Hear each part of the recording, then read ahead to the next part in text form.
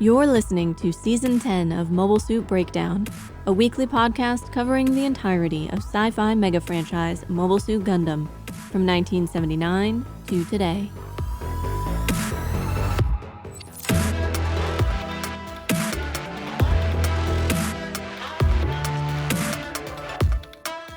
This is episode 10.28, Let's Roll, and we are your hosts. I'm Tom, and I'm disappointed that the wedding in this episode omitted so many of the most important parts of the traditional wedding ceremony, like the cha-cha slide. And I'm Nina, new to Victory Gundam, and yes, on seeing the title of this episode, first I thought of the movie, but second I thought of the 30 Rock episode. Mobile Suit Breakdown is made possible by people of impeccable taste and discernment, our paying subscribers. Thank you all, and special thanks to our newest patron, Tyler JB. You keep us Genki. This week, Victory Episode 28, Dai Dasso, or The Great Escape. The episode was written by Okeya Akira. It's the first of 4 total episodes of Victory directed by Yamamoto Yusuke, best known as the chief writer and director of mid-2010's Cute Girls Doing a Hobby anime Encouragement of Climb. The storyboards were by Sugishima Kunihisa, making his only credited contribution to Victory. He is better known as the writer and director of the original 2006 Strike Witches OVA. The animation director was Taniguchi Moriyasu. Now, the recap.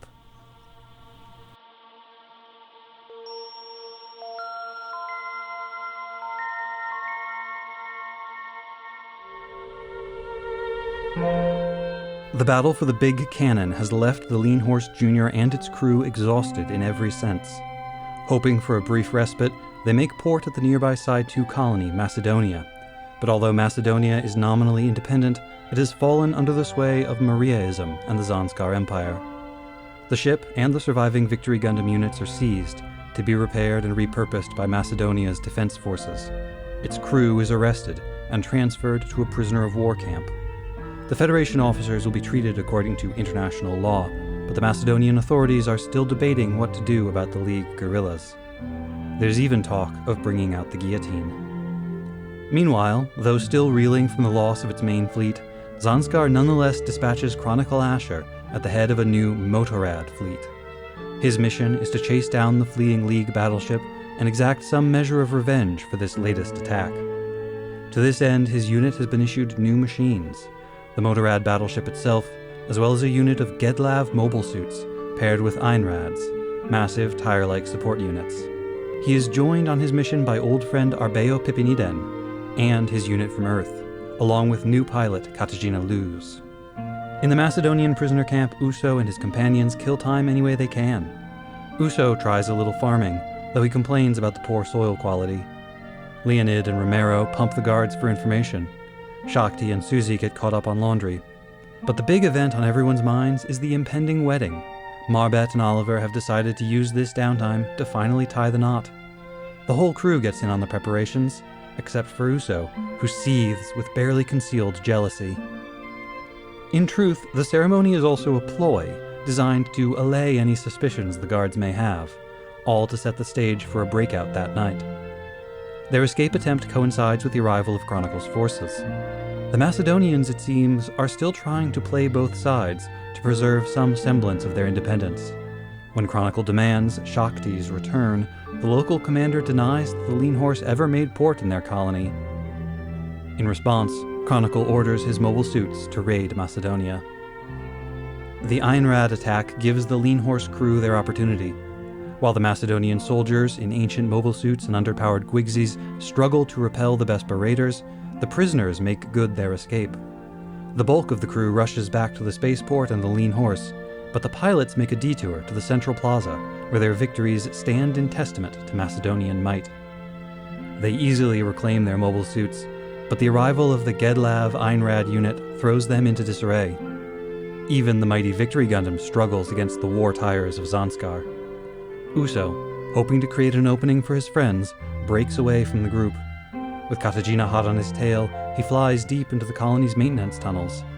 Little by little, his machine is dismantled by collisions and beam fire, until his core fighter falls into the merciless steel hands of Katarzyna and her Gedlav. "What are you waiting for, girl? Crush that pilot," Lupe orders. But Katarzyna hesitates. After all, this boy just might be a new type.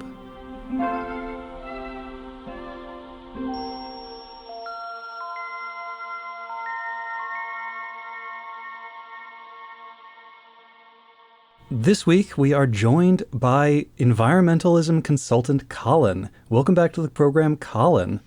Hi. I've been stuck underground for years now, and finally I've dug my way back out. Yeah, it's great to be back on. When this finishes, we'll have to bury you again. Would you be available for season 11 next year? Oh, God, what is it? Is that G? I don't even know. That's G Gundam. Yeah, I mean, yeah, I can. You gotta come back for back G for Gundam. yeah. So what's your rate of digging? We will want to bury you 1 year's worth of 1 year's worth of distance underground. I'll figure that out. I've been working out. So how you doing? How have you been? Fine. Great, wonderful. Yeah, I don't know. Nothing big happening in the world or in your life over the past. Yeah, you know. How many years has it been since? Oh God, since Char's Counterattack, since the last time you were on the show. It must have been like 3 or 4 years. Is that right? Wow. I was going to say 3, so Yeah. probably about that. Yeah. Yeah. The podcast had its 5th birthday In September. Yeah. So yeah, 2 or 3 years. Wow. Well, Yeah. no, this year was 6. 5 was last year. Beginning of September of this year was the The 6th. 6th birthday. Yeah. Okay. All right. But yeah, I still work for the same big environmental org. I am once again in electoral hell, but I'm managing this year, so at least I don't have to make phone calls. Hooray. Moving on up. I've got a fancy new microphone now, too. Ooh. Yeah. You do sound pretty good. It got me through many episodes talking about Metabots. Do you want to do a plug? Do you want to talk about MetaWatch? Oh, God, yeah. Might as well throw people... I mean, that's... God, that we finished up that show like 2 or 3 years ago. But yeah, no, I'd love to throw people back to that. That was a great time. I stand by most of that show. If people want to hear you talking about Metabots, where should they go? Oh, if you want to listen to my wonderful show about Metabots that I made with my friend Mitch, it is called Meta Watch. And yeah, it's up on the podcatcher of your choice. I believe you should still be able to go to x.com/metawatch, and you should be able to find it. And that'll have a link to like an RSS feed and all that kind of stuff. Fantastic. And it sounds like no more recent projects that you would like to be directing people to. No, not unless you want to like come hang out in my living room and play Mahjong. Find me at Goth Night. I've been incredibly offline. I'm not going to lie. Honestly, congratulations. Yeah. That sounds fantastic. You should make a podcast about the process of getting offline. Oh, I see some production difficulties with that one. I'm glad to hear that you're still active, working in the sort of NGO environmentalism advocacy space, because we would love to hear more about your thoughts on environmentalism in Victory Gundam. Oh, man. That is why I'm here today. And you specifically requested this episode. Yeah. Which is interesting because it certainly does not take place on Earth. Yeah. Well, I think there's like 3 big core things that I think is really interesting about Victory Gundam and environmentalism and how it interacts with its kind of like political messaging and thoughts about political power. Mm-hmm. And 2 of them are very good, and 1 of them is very bad. But you both have referenced, how Tomino has said that he likes to think of Victory as being about, what is it? Is it blood and soil that he says all the time? No, I think it's women and soil. Yeah, women and soil. Yeah. Yeah, blood and soil is the fascism That's one. a different thing. But one, it's pretty much the first Gundam so far. Maybe I think you could count 0080 in here too, but really treats space colonies as environments in the way that especially environmental justice like frameworks treat cities as a part of our natural environment, and how both everyday life, economy, political power plays into that, and like how do we frame ourselves in a harmonious relationship with our environment, especially if that environment is very urban or industrialized. Or in this case, artificial. Yeah. If I had to just underline one thing that makes me love this episode, it's, they end up at, like, it's not really a prisoner of war camp, but it's kind of like a military camp within the colony that they're kind of sequestered away to. Mm-hmm. And Uso is in the field hoeing up some dirt. Somebody's like, why are you doing that? We're not growing anything here. And he's just like, I don't know. This is just like what I do. And so much of like the first half of this episode is kind of showing what a normal life for all these people could be. Like if the war wasn't involved, everybody goes back to their natural states. Mm-hmm. What happens? Uso starts farming. One of the old guys turns out to be a preacher.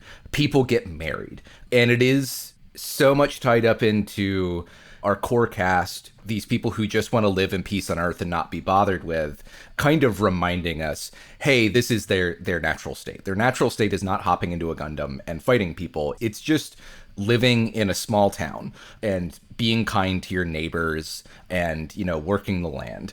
And then for the other 2 points that I kind of hinted at, it then frames specifically Zanskar as being this imperialist force that's coming in and stopping that from happening and destroying the environment and destroying these artificial environments. Basically, really framing the imperialism here as a big military force coming in and trying to take control of people for the sake of it. Where this kind of comes into a downside, and, as I'm sure you're going to keep getting into as the show goes on, and we're definitely going to talk about in this episode, how much this also gets tied up in conservatism, in that it simply can't be that the crew of the ship can live peacefully. It also has to come down to, well, these are the children and these are the parents, and you have to have a mother and father, and they have to get married, even if it's involved in a weird, kooky plot to get out of here. Oliver and Marbet still seem pretty serious about actually getting married. And definitely when we look at like Japanese media since then, I think especially if you look at like, I don't want to bring in like contemporary stuff too much, but like I think of the most recent Ava Rebuild movie also kind of has a lot of people critical of it for the same reasons.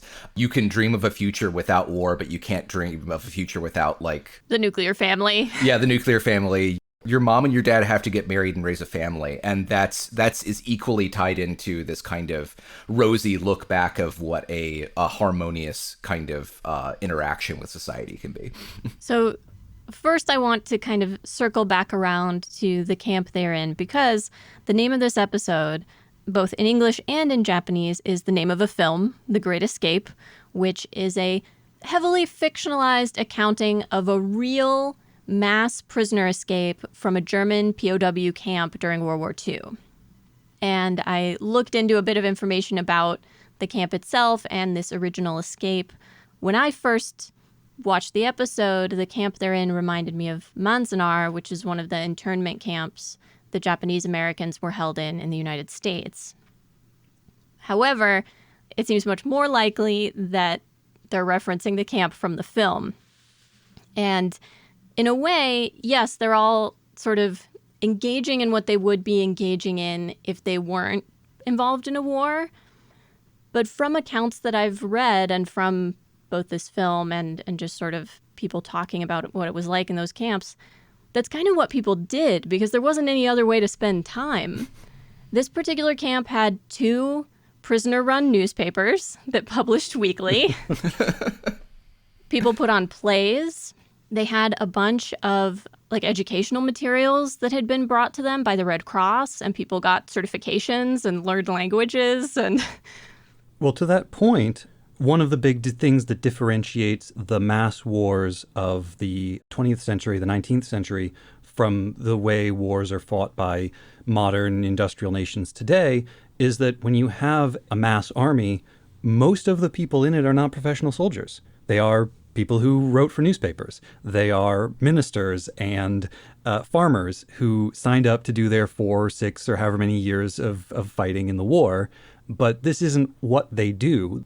Zanskar's Yellow Jackets, Bespa, they're professional soldiers. They're part of an elite warrior caste. What they do is fight. So with the Ligue Militaire in particular, when you take away the obligation of fighting or the opportunity to fight, it seems very natural that they would default to what they did before. And that does harken back to World War II, Korea, Vietnam.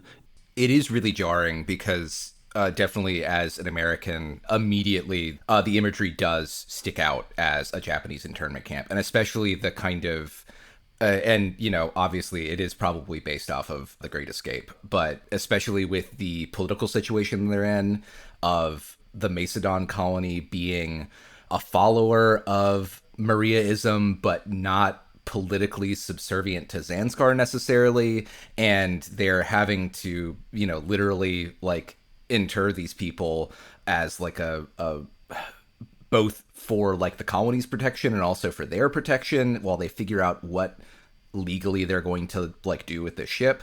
It is especially weird and jarring because the way that they treat kind of the subject matter of this episode is very happy-go-lucky and slapstick. Other than them literally being in a huge dirt field, you know, you don't have any references to people having, you know, starving or famine or anything like that. It seems like, despite, you know, the things they're clearly pulling on, everybody is just kind of having a cool, fun time here, which is both a need pacing-wise for the show, but also it does make the read of this, like, weird. Well, they've only been there a couple of days, perhaps. Likely, if their captivity lasted longer, this would become a much more stressful and difficult situation for all of them. They are also being held by a neutral power, theoretically. Like, there's some sort of dancing around exactly how subservient to Zanskar Macedonia is supposed to be, but it's like if a ship wandered into Portugal during World War II or something like that. You're not actually being held by the enemy. You're just being held. And so the conditions, it makes sense to me that the conditions would be fairly lax, although there is this threat hanging over all of them that the Ligue Militaire will be treated as guerrillas and just executed. Yeah. I would need to check it more carefully, but one sort of oddity in the translation of that scene where Gomez is first meeting their general, president, both, I don't know. But the way the subtitles treat the line is as though he's not certain he would want to execute this many people via guillotine. I'm pretty sure in the Japanese, it's more like, I don't know about busting out the guillotine for this few people. Guillotines for like mass executions, and that there aren't quite enough of them to justify its use. Mm-hmm. There's only 93 of them, right? It would need to be over 100. And not all of them are Ligue Militaire, right? Some of them are quote unquote legitimate soldiers. And then the other thing that really stuck out to me about Uso and the Soil is I remember thinking, even from a very young age, engaging with science fiction and discussions of like built environments in space and portrayals of terraforming, portrayals of quote unquote natural environments inside ships, inside space stations. And even with a child's understanding of the environment, thinking that that feels functionally impossible to create like an actual real environment. Because even something like soil, there are fungi in it, there are insects in it, there's the whole microbiome, and it sustains itself because of the plants that grow and die in it and the animals that live on it. And how could we possibly try to recreate that purposefully in some like random space station? Well, when Uso says that the soil has no flavor, because he tastes it, which is a very common thing people do to like test the quality of soil. And acidity and things like that. Yeah, especially sort of back in the day before industrial farming. The flavor that a lot of us would associate with soil is like a byproduct of the bacteria that lives in it. I think it's called geosmin. And it's like the fact that the soil here has no flavor is probably because it's fairly antiseptic. It doesn't have the richness that, quote, real soil would have. In the colony context, is that because this soil isn't needed for growing crops because they have the, like, agricultural pods where all the crops are actually grown, and this soil is just, you know, for show? Yeah, because you look at they're surrounded by woods, so obviously some of the soil here is being kept up with nutrients and, whatever else it needs to make trees grow. But yeah, in like having the world building gears click in my brain. Yeah, if I was going to have a military base in a space colony and I wanted them to have a big barren field to do munitions testing or to hold prisoners or whatever, it's as simple as, well, we're not gonna put the good stuff in this dirt, and then we don't even have to do any upkeep. We don't have to worry about it growing weeds. We don't have to worry about erosion because we have a completely contained system. It is scientifically very strange. Yeah, how far down does the soil even go? If they go a meter down, is there going to be a steel plate? Yeah. But even then, it's still, despite how much of a facsimile it could be or could not be, it's rendered in a way that they want you to believe that this is a real natural environment or a created natural environment that has everything that people need to survive, which is, I think, one of kind of like the big themes of when we are in space colonies, when we're talking about the ways that more neutral colonies like Macedon are interacting with Zanskar, even what control does the Earth Federation have over space colonies. I think really what it's nailing down to is typifying space colonies as places of sustainability, finally, that they don't necessarily all need to band together underneath a federation or underneath Xeon or underneath Zanskar to go about their lives and have a space where humans can thrive and grow and learn and get everything that they need. Early UC is so about the ways in which, like, everybody who lives in space is the world's poor who've been displaced there. And now finally, like, Victory gives us a little vision of what if we actually thought about sustainability and some of the themes that we saw in Char's Counterattack and what those systems would look like, instead of simply saying, oh, well, we have to let the Earth repair. Like, finally, we are starting to see societies in space with more equity, with better eyes towards places that don't need to go to war in order to sustain themselves. Though Uso's comments about the soil seem very critical of the colony as environment. Yeah, but I think that's also, clearly this isn't an area that's meant for agriculture, like you say. Mm-hmm. They're in a big barren field, but we're surrounded by kind of like this false, like, wilderness of trees. I would want to hear more from Uso of actually visiting, like, an agricultural area, or even like something to kind of play off of Chronicle hating the way that Earth smells. I feel like if we were really going to sell the entire colony as being this kind of like lifeless place, we'd hear a comment from Uso about like an antiseptic air quality to play off of that same smelliness of Earth. I'm reminded of First Gundam, the one episode where some of the Xeon soldiers on Earth are like, I can't wait to go back to Xeon where there are no bugs. And I think in some of the like external, the novels, lore, stuff like that, I think it's established that mosquitoes have been eradicated in the colonies and other sort of stuff like that makes them seem very sterile compared to the chaos of the environment on Earth. Yeah, I definitely take your point, Colin. I just also think that they frequently have sort of story elements that come out in the dialogue that seem contradicted by the visual environments being depicted. Yeah. There isn't necessarily great consistency. Why should Chronicle be so sensitive to the dust on Earth when there must be dust in space? Dust is from humans as much as it is from like soil and other living and unliving matter. Mm-hmm. But Earth is made out to be this like different, it's dusty in a different way. It's more dusty. And based on my experience of watching Gundam, I think Uso's comment is meant to be reflective of general soil quality in these environments, even if that's contradicted by the presence of trees and occasionally grassland and the flowers that Shakti picks from Marbet. Yeah. Maybe the trees are artificial. We had artificial mountains in Zeta. Maybe the trees are all steel and aluminum and vinyl. Yeah, they're fake, just like the birds. Birds aren't real. Yeah. They're government spy drones. To Colin's point, Nina, you were very impressed by the growing environment on the Highland solar battery. But that felt like the kind of hydroponic or stacked, dense growing environment that we create indoors now. It felt like a reflection of real life growing methods that we have applied to those kinds of environments, as opposed to we just like picked up a city park from Earth and dumped it in this space cylinder. And I'm sure that's fine, right? There is a certain ridiculousness to these attempts to recreate Earth-like environments in space.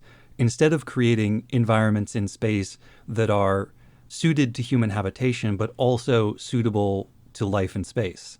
This is where it starts to tie back into the women part of Women in Soil and this like conservative strain that Victory Gundam does like absolutely have, reaching back to like previous episodes when we do see like natural beauty that we are absolutely supposed to take as natural beauty. It's on Earth, it's not in space. It's in rural areas, it's in small towns. And while I wouldn't necessarily put Macedon on the level of Zanskar, you do start to build up this kind of thorny idea of, oh, well, the bigger a city is, the worse it is for the environment. You know, the more kind of power that you kind of coalesce into large cities, the more, you know, force will then spill out into these small rural communities where we really should be. And that is a point where I do continue to be disappointed in Gundam's approach to environmentalism, of still over how many episodes, what kind of the most we ever really see this get played around with is in Double Zeta, where we have teenagers living in a trash colony, where we have asteroid miners that we get to know and see. We still don't have a good idea of what everyday life for people on a Zanskar colony are, other than occasionally these kind of big overarching like political moments, or seeing Maria interact with a crowd for a little bit, or that kind of thing. It was kind of jarring in this episode that they broke with what they've done through most of Victory Gundam, and they showed us this horrible destruction being visited on a city, but without showing us how that affected any of the people who live there. I noticed that too, yeah. Yeah, it's a long way since seeing a huge pile of dead bodies in the opening of the show, that basically we see a bunch of explosions in your typical Japanese European space town, and that's about it. Otherwise, we don't see people on the streets. We don't see people fleeing this fighting that breaks out in the middle of a city. And the city looks not dissimilar to, what was the name of the... Uig? Yeah, it looks similar. It's all along a similar sort of aesthetic plan. Even the previous episode, which had a battle in Zanskar, that one did occasionally show images of civilians being terrorized by Katajina's reckless beam firing, whereas that's absent here. Maybe it's simply a matter of, you know, time and effort. Maybe it's tone. Like this, as you said, this episode is played pretty silly for most of its runtime, and it might be too jarring to show that. Or it could also just be that Gundam has long had a kind of disdain for neutrals. I think there's also the huge elephant in the room of the economic collapse, too.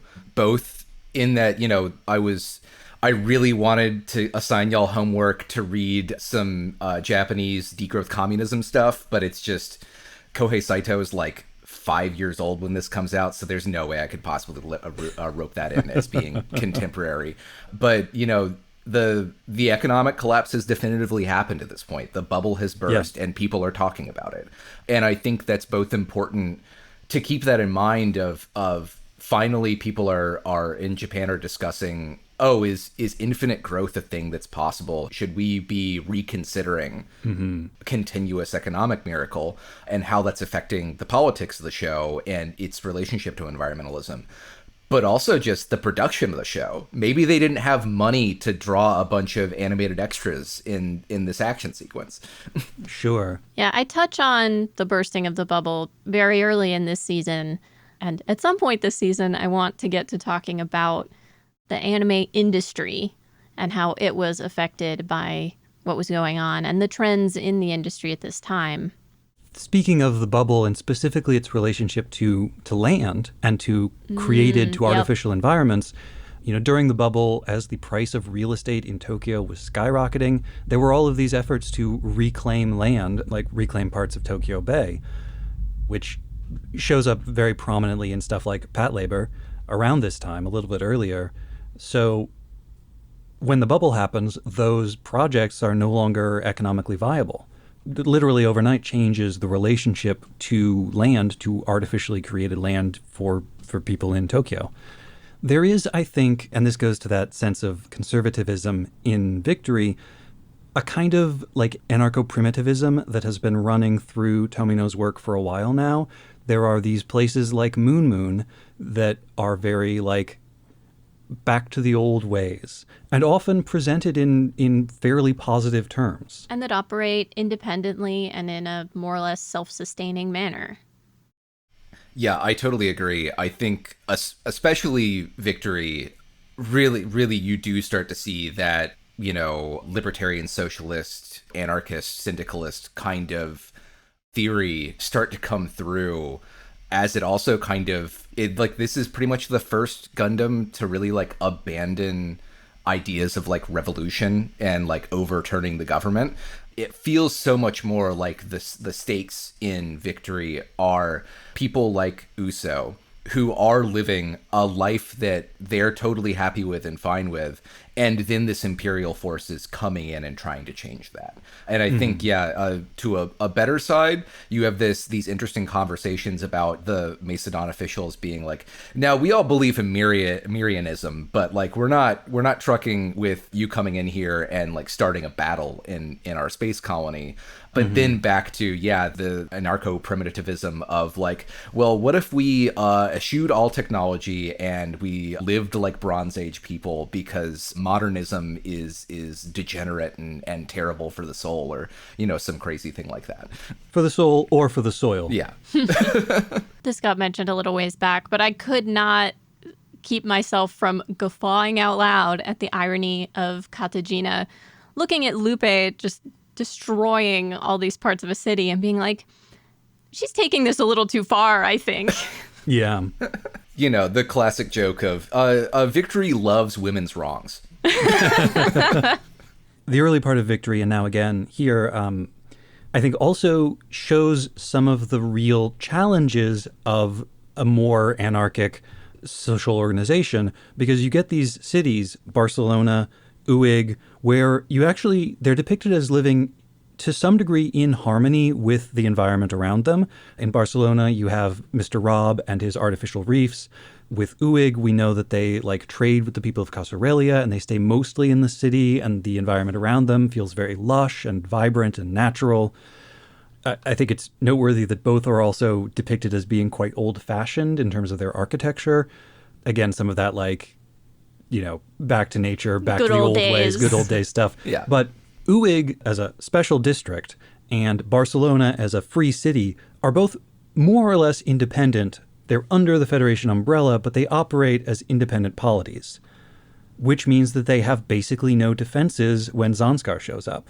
Well, or look at the PCST, which is supposed to operate neutrally, but that means that the threat of force can be applied against them very easily. Or even looking at what Zanskar is trying to do within Side 2. Once it became clear that the Federation didn't really have control over Side 2, it all fragmented, but now Zanskar's trying to rein it all in under their umbrella again. Macedonia colony, they can say, we didn't agree to be governed by Zanskar, and yet, even with their own military, they were not able to prevent this incursion. Mm-hmm. Well, their military is badly antiquated. They're using F-91 era mobile suits and Gwigsies, which we love Gwigsies, but they're not much of a match for these new tires. I love that you know that they are F-91 era mobile suits. Do you not? Did you not recognize them instantly? No, I did not. I did not notice that at all. They're upgraded versions of the heavy gun, but not very much upgraded. But yeah, it really does speak to your comment about, Tomino's kind of opinion of neutrality, like, I think there is something very fair to say that a lot of Gundam and a lot of Victory is purposefully critical of people who don't want to take action. You know, going back to Char's counterattack, the idea that the Earth can heal simply by us leaving it alone is a wrong, like, step to take. You can't repair pollution without cleaning up the pollution. You know, you have to take active steps to solve problems. And, you know, that is a nice thing to kind of be implied, but I don't know necessarily if Victory's gone all the way to kind of like make that claim either yet. I mean, it's one of the reasons I like the Barcelona episode so much is because of that artificial reef. And I think you have to dig into the novels for this, but the novels make it clear that things around Uig are as nice as they are because there have been active remediation efforts. Yes. And naturally, those active remediation efforts have been concentrated on Europe, and the rest of the planet has not been so lucky for some reason, which we can speculate about what that might be, the reason why they've been doing that. By the way, I can't wait for y'all to be done with Victory so that we can get the Tom Talks About the novel supercut. I should read those novels because it is fun to dig into ideas like that, because it is, you know, the show is clearly like setting it up. Like I think we can make a guess why the environment of old Europe is recovering and Africa isn't. You know, that's pretty much in the text of every Gundam. Aside from the fact that it is a massive death flag, do we see Marbet and Oliver talking about having a baby as part of this sort of back to nature and the purpose and meaning of life and the greatest hopes or greatest thing that a person can do with their life is perpetuate the species and like birth and raise a child? Do we think that's kind of where Tomino is going with this, or? There may be also some connection to Uso tasting the soil in a kind of like general fertility theme. I mean, children are the future. Children are the only ones who can save us, so make more children, I guess. Yeah. Or at least some. I wouldn't call it a full-throated endorsement of birtherism, but like, yeah, it's pretty clear that, like, you know, they hatch the marriage plan as like this clever ploy to distract the guards so they can't escape. But then after it's done, I think it's very pointed to have, you know, Marbet and Oliver be like, oh no, but we really do want to get married and start a family, actually, is very much kind of leaning in on that, you know, women in soil, it is good and right to start a family. I think we can definitely put those words in Tomino's mouth. And that now that Marbet is a wife, it is not only acceptable, but good that Uso treats her a little differently. He mentions her being Oliver's wife as justification for why he has to protect her right now. Why he needs to go do the dangerous thing and she needs to stay with the rest of the group. And there's that line when Shakti is talking to Marbet and Connie as they're all getting ready for the ceremony. Oh, that was so sad. And she's like, I want you to have the happiness that Junko and Mahalia and the others couldn't have. And I think what she means by that is like not just generic happiness, not having a good time with your friends, going out singing karaoke or whatever, but like specifically what the show or Tomino might call a woman's happiness, which is to say having babies, having a family, getting married, having children. It couldn't be more explicit that it is not simply good enough for a woman to be alive. She also needs to get married and start a family. And truly, some of the most frustrating things about Victory Gundam is the way that it treats women. And with everything that Katajina has been doing in the last few episodes, we have to reach back to that comment Shakti makes about her in, you know, episode 4 or whatever of like, oh, I guess Miss Katajina hates children. Yeah. She didn't want to take care of this foundling baby, and therefore... She had bad vibes, and that is what makes her into the monster she is gradually becoming. And then on the other hand, you have Earth Mother in training Shakti, who finds flowers for the bouquet, and then catches the bouquet at the wedding. Mm-hmm. And has Carlman on her back all of the time, constantly. That's just how you take care of babies, man.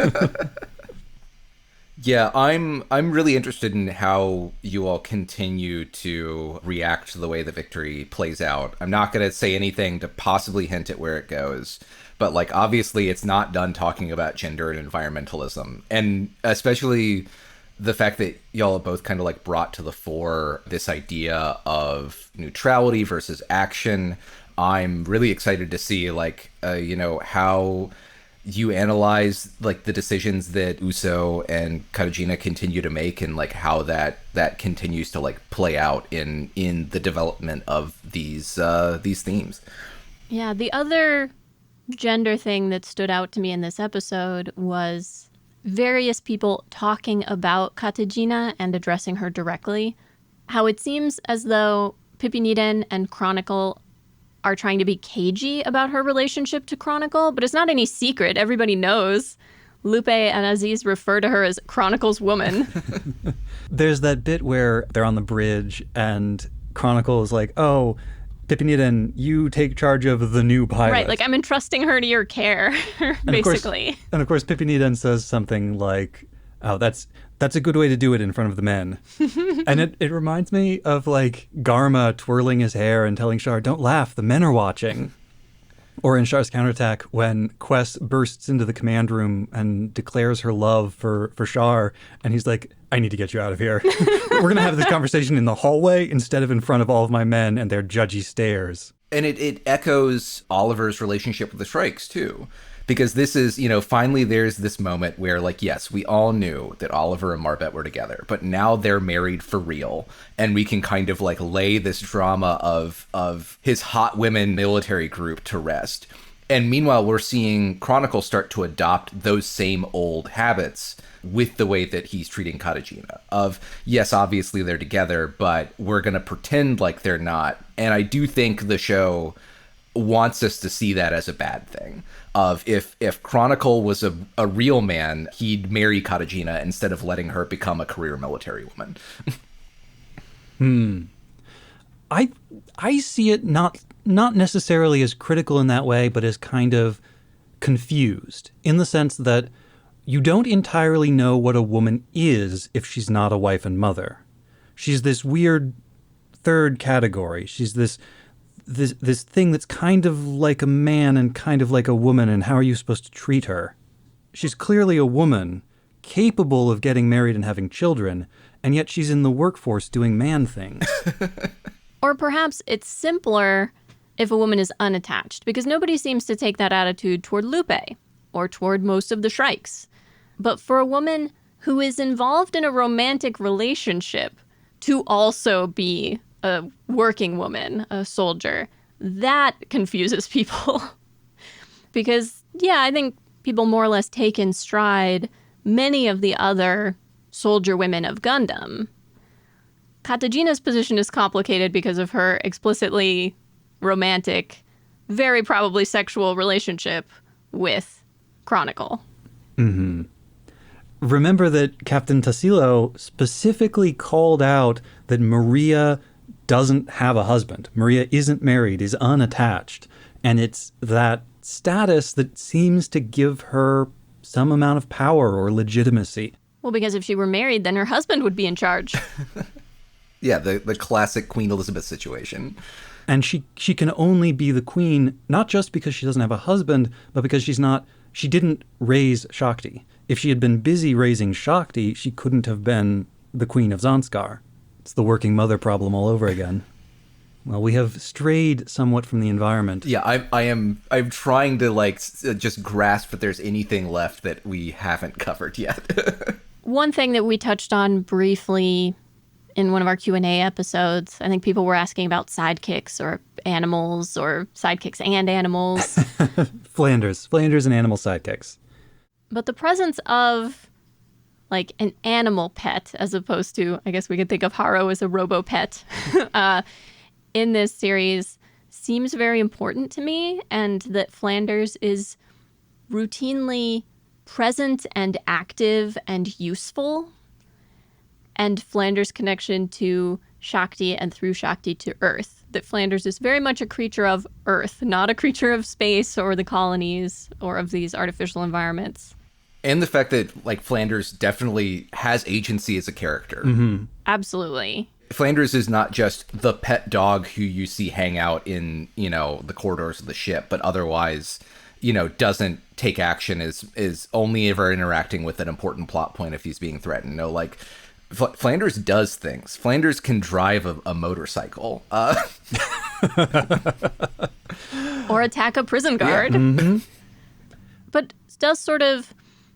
I don't know if the show necessarily means to imply this, but the fact that we see no Spacenoid pets, and yet that Flanders has this close and important relationship with these human children, sort of brings up that that's yet another part of human existence, something that's been part of human existence for thousands of years, that we would give up by going to space. Mark Simmons is always reminding me that the very first living creature we see in the very first episode of First Gundam is a hawk flying around in one of the colonies. But I think First Gundam has a much more optimistic view of life in space than Victory does.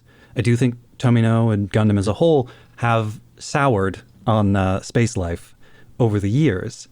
And yeah, like endangered species and the importance of animals as a touchstone of the natural world was such a huge thing in 90s environmentalism. I did read I found some surveys of just kind of general opinions about environmental issues in Japan in the 90s. For those of us who lived through the 90s in America, it's very, very similar. There's a lot of concern about endangered species. There's a lot of concern about what our industry and economy is doing to the natural world, and us feeling like we have a personal responsibility to intercede on animals' behalf. So I do think it is very pointed that instead of having another like young kid for our fun little comedy mascots, we have a baby, a Haro, and a dog. The Trinity. I don't know if this is what the show intends. Maybe this is giving it too much credit. But when we talk about the natural world, the natural environment, and we talk about, quotation marks firmly attached, natural ways of living, natural family arrangements, etc., and then we look at attempts to recreate those in space, if the show is critical of attempts to recreate Earth-like environments in space, maybe we are also meant to read a certain criticism of attempts to recreate traditional Earth-like family structures in space. If going to space means becoming a new kind of person, a new type of human, then maybe going to space means redefining everything else. Our political relationships, our social relationships, our families. Adapting to something more suited to the new environment. And maybe it's wrong to say that the show wants us to think that, means for us to think that, but it does seem like a natural conclusion of everything else that the show has said.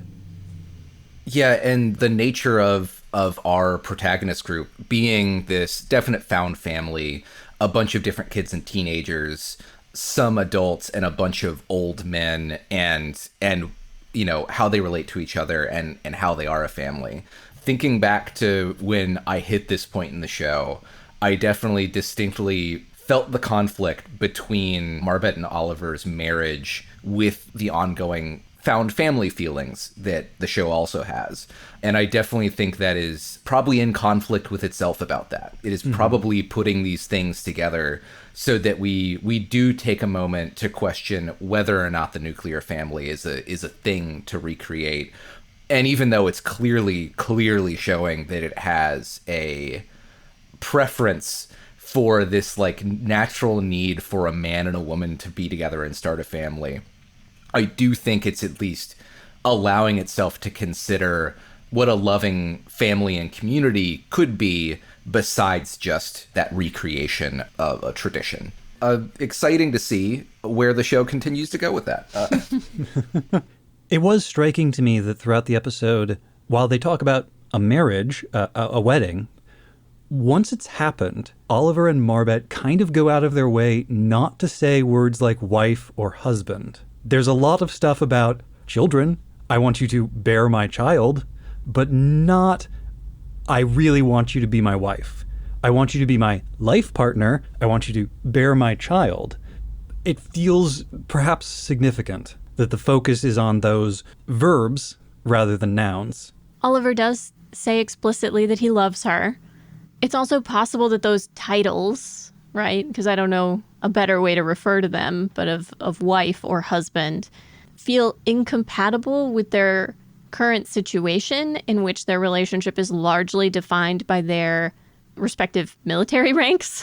While Uso does start to treat her differently, Oliver doesn't. And that might be a reflection of they are still in the war. They are still soldiers. They still have a job to do.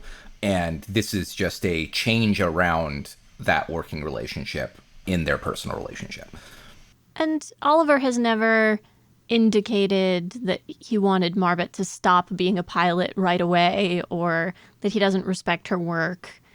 I'm sure if she, in the show, suddenly became pregnant, then they wouldn't want her flying anymore. Don't know if the show will go there. What a question. But anyway, I won't tempt people who know to talk about it. I'm really glad we don't have cameras on, so I don't have to worry about how I'm reacting to what you're saying. What is a pregnant person except a mobile suit for the fetus? At which trimester can you no longer get in a Gundam?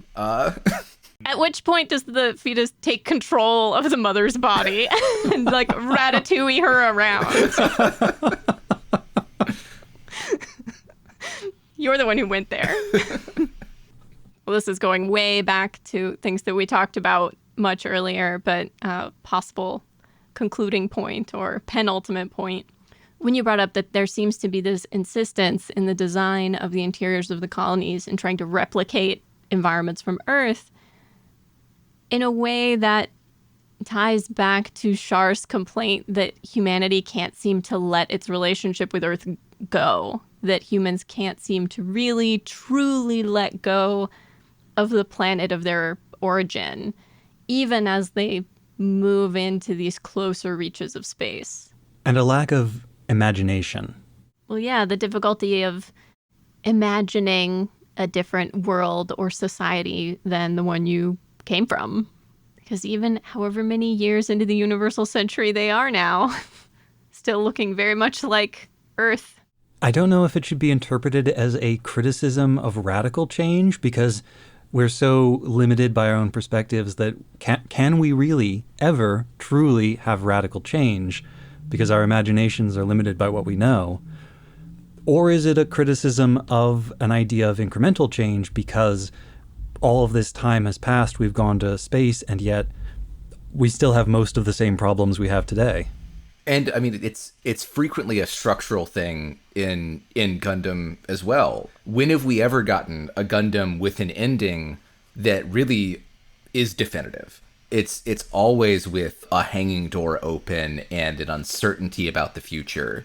Either a fear of showing what the solution is on screen, or an acknowledgement that, like, one of the huge major themes is the lack of humanity's imagination to get there. Even the biggest, most cataclysmic actions, the biggest disasters, the most heroic salvations, none of them are ever definitive. Everybody wakes up tomorrow and has to do it again. You have to keep hoeing that row. Yeah. You have to keep planting the seeds. You have to keep doing the work. The revolution never ends. Yeah. If you do whip out the guillotine and execute 100 oil executives, a thing I am not advocating for, just to make that clear for my job, you still, like, it's not going to change the fact that you still have leaky pipelines crossing the world, that there's still, CO2 that's going to be in our atmosphere for 1,000 years, or methane gas that's going to be in our atmosphere for the next 30 years.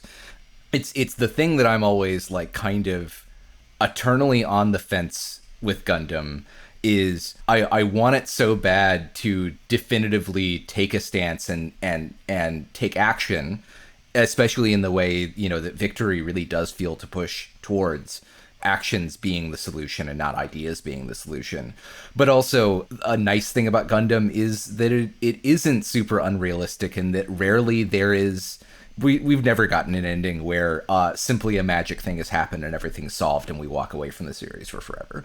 Char's counterattack could have ended there if they had never made another Gundam. the light of the Axis shock spreading across the world feels very miraculous in a definitive kind of way. But they did keep making more Gundam. Yeah. The inevitable logic of capitalism that forces them to continuously make more of their very successful franchise means that nothing can ever be resolved like that. But the Gunpla is recyclable now. Some kind of working towards it, moving in that direction occasionally on a couple of kits. Yes. But on Earth as it is in the heavens, I guess, and in the real world as it is in fiction, nothing is ever really truly solved. Which I guess is a good place to end it. Yeah.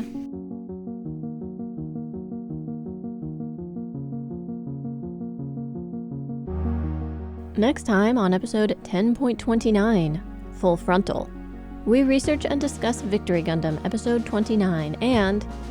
oh no. Oh no. I don't like that. Oh. Yeesh. Please listen to it.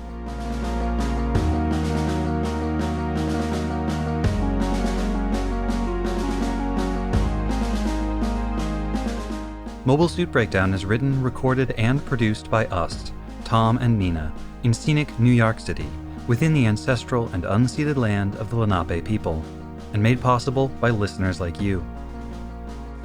The opening track is Wasp by Misha Dioxin. The closing music is Long Way Home by Spinning Ratio. The recap music is Slow by Lloyd Rogers. You can find links to the sources for our research, the music used in the episode, additional information about the Lenape people, and more in the show notes on our website, GundamPodcast.com. If you'd like to get in touch with us, you can email hosts@GundamPodcast.com or look for links to our social media accounts on our website.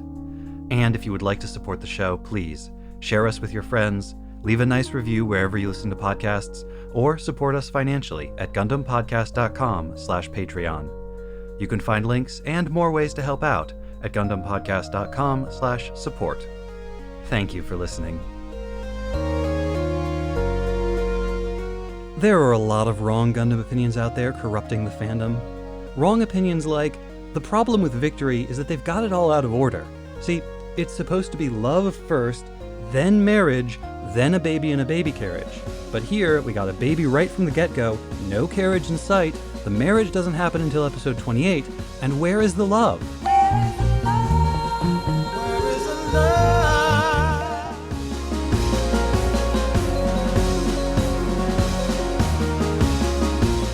Okay, yeah, I'm recording. There we go. Hooray. I had just wanted to give fair warning that, I mean, you've been listening, so you know about Tigress, but she is a huge brat and does frequently interrupt recording, and we have to, like, take a minute or two to settle her down, so... That's fine. Yeah. She is allowed. She's an old lady, and she's at that age when you can demand anything you want in the world, really. And this goes to that conservatism, that conservatism.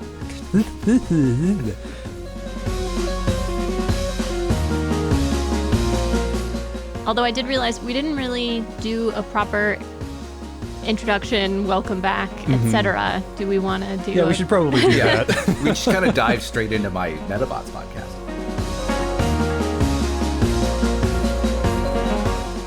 I think that probably works. Yeah. Hilariously, reading about this POW camp was in what is now Poland. Apparently, that's the reason that all of the shacks, all the housing is on stilts, so they couldn't do any tunneling and keep it hidden. Oh, that makes sense. I also regret not making a chicken run joke at any point. I'm gonna have to fact check myself. On Chicken Run? Yes, on Chicken Run. Incredibly I appreciate important. your integrity.